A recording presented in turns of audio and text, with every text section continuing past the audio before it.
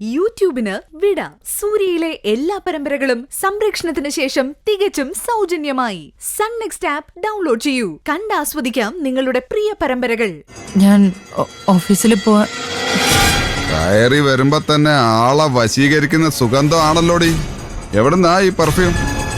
ആര് തന്ന ഗിഫ്റ്റാ? ഓ, എയർടെലൊക്കെ മാറ്റിയല്ലോ. കൊള്ളാലോടി. രാവിലെ തന്നെ കെട്ടി ഒരുങ്ങി സെന്റും പൂശി പോവാ അവള്. മുടിയിൽ കുറച്ച് മുല്ലപ്പൂ കൂടി വാങ്ങി വെക്കാത്തത്? കല്യാണത്തിനല്ലേ പോകുന്നത്? ഡോക്ടർ എന്താടി പറഞ്ഞത്? കുറച്ച് ദിവസം കൂടെ ഇരുന്ന് പരിചരിക്കണമെന്നല്ലേ? നിന്റെ മുഖത്ത് നോക്കിയല്ലേ പറഞ്ഞത്? എന്നിട്ട് നാണമില്ലാത്ത ബാഗ് എടുത്ത് ഇറങ്ങിയിരിക്കുന്നവള് എങ്ങോട്ടാടി? അറിയാത്തോണ്ടല്ല ചോദിക്കുന്നതെന്ന് എനിക്കറിയാം.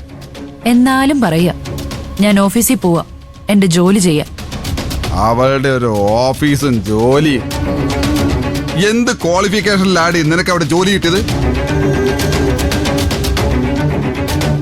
ആദ്യം സ്വന്തം കുടുംബത്തിലെ ജോലികൾ ചെയ്യണ ഒരു പെണ്ണ്. വയ്യാത്ത ഭർത്താവിനെ ഇരട്ട കുഞ്ഞുങ്ങളെ വീട്ടിലാക്കിയിട്ട് നിനക്ക് എങ്ങനെയാടി വേറെ അടുത്ത് പോയി ജോലി ചെയ്യാൻ പറ്റുന്നത്? മക്കളെ ഇപ്പൊ അമ്പിളി ചേച്ചി നോക്കുന്നേ അറിയാലോ. അവരവിടെയാ. നിങ്ങക്ക് എന്റെ സഹായം ആവശ്യമില്ലെന്നല്ലേ പറഞ്ഞത്? അതുകൊണ്ട് നിങ്ങളുടെ കാര്യങ്ങളൊക്കെ ഇനി അച്ഛൻ നോക്കിക്കോളും. അയ്യോ വേണ്ട, ആരുടെ സഹായം ഇല്ലാതെ എഴുന്നേക്കാൻ ശ്രമിക്കരുതെന്നേ ഡോക്ടർ പറഞ്ഞിട്ടില്ലേ?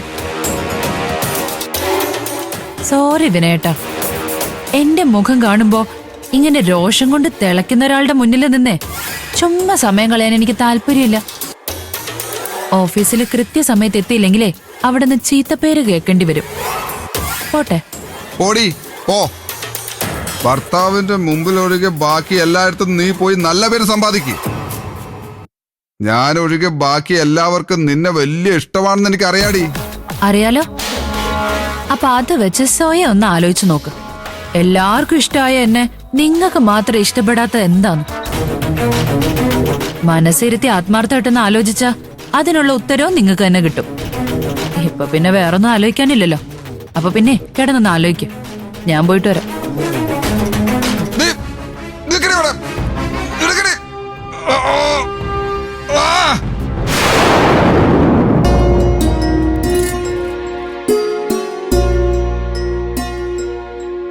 ശബരേട്ടൻ കഴിക്കാൻ എടുക്കട്ടെ?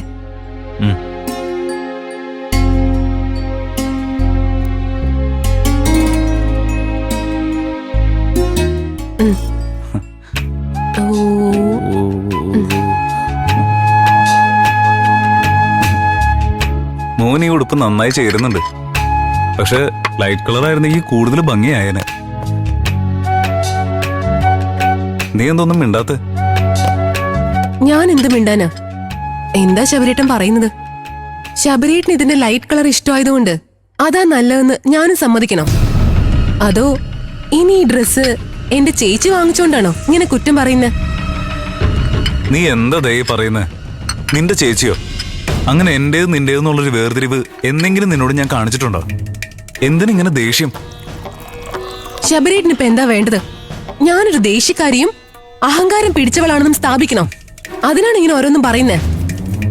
ഞാൻ അങ്ങനെ എന്തെങ്കിലും പറഞ്ഞോ? എന്തിനാ പറയുന്നത്?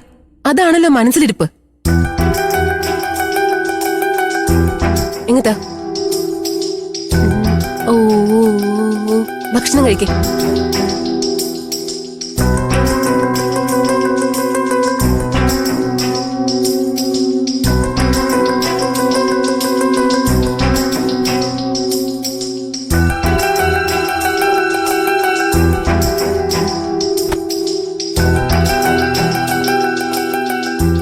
പണ്ടൊക്കെ ഈ വീട്ടിൽ ആരൊക്കെ എന്തൊക്കെ എന്നെ പറഞ്ഞാലും അതൊന്നും ഞാൻ കാര്യമാക്കിയിട്ടില്ല. കാരണം എന്താണെന്നറിയോ? ശബരിയേട്ടൻ എനിക്കൊപ്പം എന്തിനും ഉണ്ടാകുന്നുള്ള വിശ്വാസം. പക്ഷെ ഇപ്പൊ അതില്ല. ഇപ്പൊ എന്നെ കുറ്റപ്പെടുത്തി മറ്റുള്ളവർക്ക് സപ്പോർട്ട് ചെയ്യാനാ ശബരിയേട്ടൻ നോക്കുന്നത്. ഇതൊക്കെ നിന്റെ തെറ്റിദ്ധാരണയാണതേ. അന്ന് നിന്റെ ഭാഗത്ത് ന്യായം ഉണ്ടായിരുന്നു. അപ്പൊ നിന്റെ ഒപ്പം ഞാൻ നിന്നു. മറിച്ച് സംഭവിച്ചപ്പോഴൊക്കെ അങ്ങനെ സപ്പോർട്ട് ചെയ്യേണ്ടി വരുമല്ലോ. ഓഹോ, അപ്പൊ എന്താ പറഞ്ഞു വരുന്നത്? ഞാനാണ് തെറ്റെല്ലാം ചെയ്യുന്നല്ലേ? ബാക്കി നിങ്ങളുടെ വീട്ടുകാരെല്ലാം പുണ്യാത്മാക്കൾ എന്നല്ലേ? നീ സമാധാനമായിട്ട് ഞാൻ പറയുന്നു ഒന്ന് കേൾക്ക്. ഇങ്ങനെ മുന്നോട്ട് പോയാൽ ശരിയാവില്ല.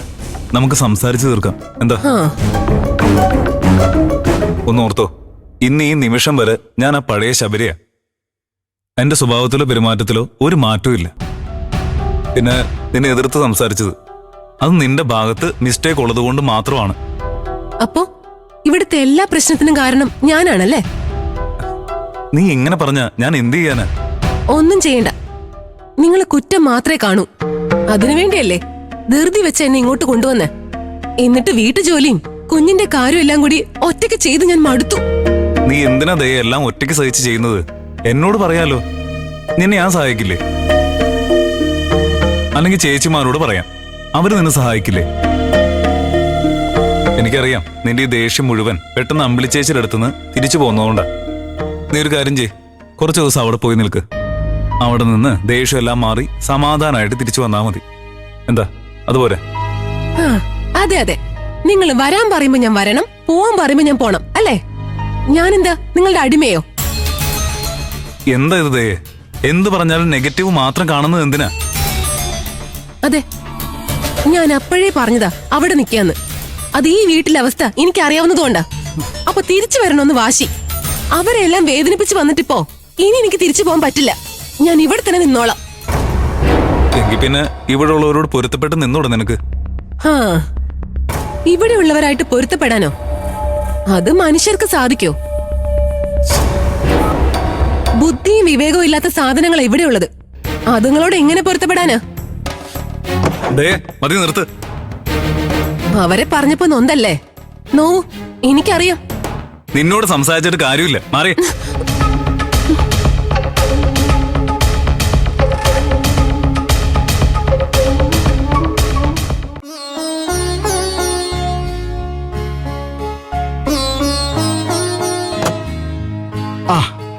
ഇങ്ങനെ പെട്ടെന്ന് തിരിച്ചു വരേണ്ട കാര്യമില്ലായിരുന്നല്ലോ. ഞാൻ പറഞ്ഞതല്ലേ ഒരാഴ്ച ലീവ് എടുത്തോളാൻ. സാഹചര്യങ്ങൾ മാറി. എനിക്ക് ജോലിക്ക് വരാൻ പറ്റുന്ന അവസ്ഥയെ അതാ സാർ വന്നത്. അദ്ദേഹത്തെ അച്ഛൻ നോക്കിക്കോളൂ. ഞാൻ ജോയിൻ ചെയ്തല്ലേ ഉള്ളൂ. എല്ലാം പഠിച്ചു വരാനുള്ള സമയം ലീവ് എടുത്ത് കളയാൻ പറ്റില്ലല്ലോ. ഓക്കെ, എന്നാ ജോലി കിടക്കട്ടെ. ശരി സാർ. ശരി.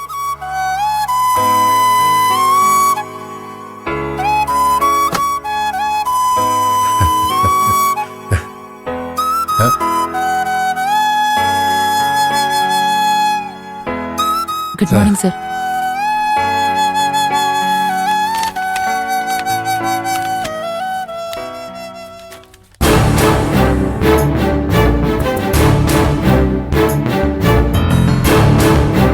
ഇപ്പം ഒരാഴ്ച ലീവ് കൊടുത്തിട്ട് അതിനു മുമ്പ് തിരിച്ചു വന്നു.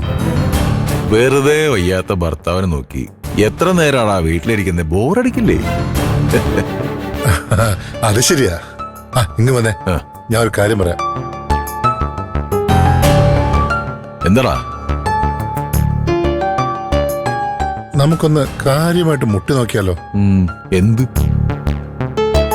എടാ തോമസ് സാറ് ഒരു പ്രയോജനം ഇല്ലാതെ ഒരാൾക്ക് ജോലി വാങ്ങിച്ചു കൊടുത്ത് ആവശ്യത്തിന് ലീവും ഇത്ര സ്വാതന്ത്ര്യമൊക്കെ കൊടുക്കോ? ഇല്ല. അയാൾക്ക് അങ്ങനെ ഒരു പ്രയോജനം ഉണ്ടെങ്കിൽ അത് നമുക്ക് വേണോടാ.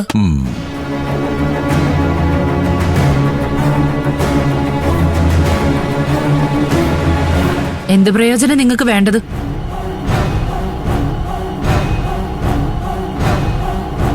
പറ, എന്ത് പ്രയോജനം വേണ്ടെന്ന് പറ.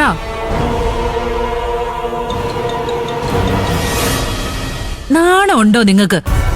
ഇത്രയും പ്രായവും ഒരു ജോലിയും ജെന്റിൽമാൻ ലുക്കും എല്ലാം ഉണ്ടായിട്ടും മനസ്സിപ്പോഴും പടുകുഴി തന്നെയാണല്ലോ.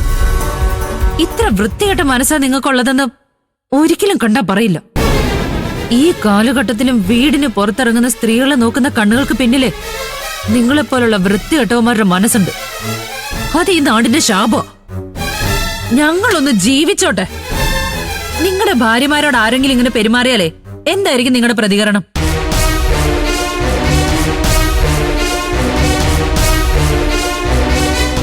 സ്വയം ഒന്ന് ചിന്തിക്കുന്നത് നന്നായിരിക്കും.